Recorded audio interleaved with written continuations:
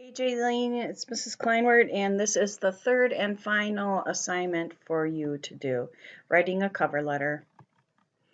So just an overview of this assignment, we're going to look at what is a cover letter, what is its purpose, how do you format a cover letter, and what do you need to put in it paragraph by paragraph, and then at last, just some reminders of things that you want to think about. So a cover letter is a complement to your resume or application for a company. It's a document or a letter that shows it helps them tell you that it helps you tell them more about your experiences and that you talked about in your resume. It also can highlight your motivations and why you want to work for that organization, as well as any personality or values that align with their organization. So the purpose of a cover letter really is to get you an interview. It's also to make a connection with a potential interviewer or company. So you want to highlight those academic, professional, or personal qualities that relate to the position that you're applying for. It actually shouldn't be a restatement of what's in your resume, but it should talk about other experiences that would matter to your employer as well. So you might tell them a story or two from experiences that are not covered in your resume. So the purpose of a cover letter is really to say, why should they hire you and why do you want them? So they want to focus their attention on you and your most relevant and compelling qualifications. Why are you more awesome than the other applicants? And why them? Why do you want to work for them? Maybe it is because of the product they work. Maybe it's because of their reputation in a community. Maybe it is because there's advancement opportunities, or maybe it's because they're known as a family-friendly organization. Whatever it is, you just want to make sure that somehow you're connecting your own personal values with theirs.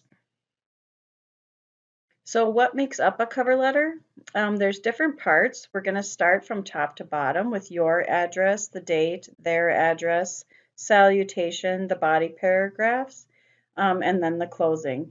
And when I do this, I will give you a template where you can just replace the directions with your own information. Save that and then share it back with me as part of the assignment. So here's what the template looks like that I'm about to share with you. You're going to enter your first and last name as part of your header, your phone number, your email, address. You're going to put today's date, whatever date you're doing the assignment. And for this assignment, you're going to use me and the school's address as the possible employer. So you're going to say, Dear Mrs. Kleinwert, comma.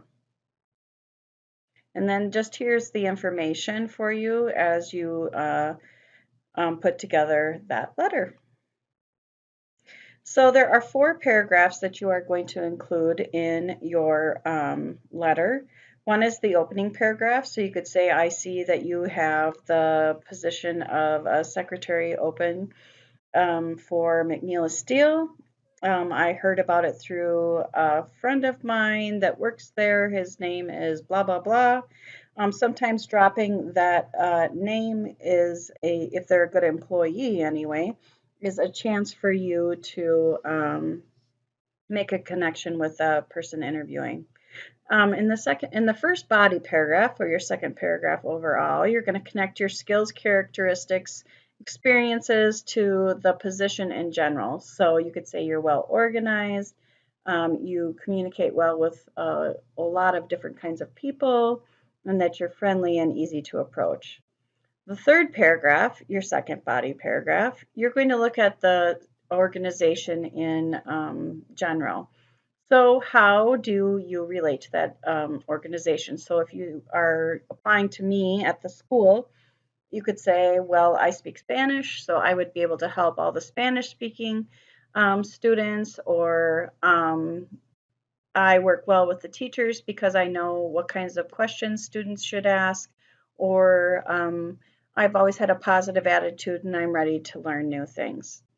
Last, you're going to go ahead and do your closing. So this is your last paragraph.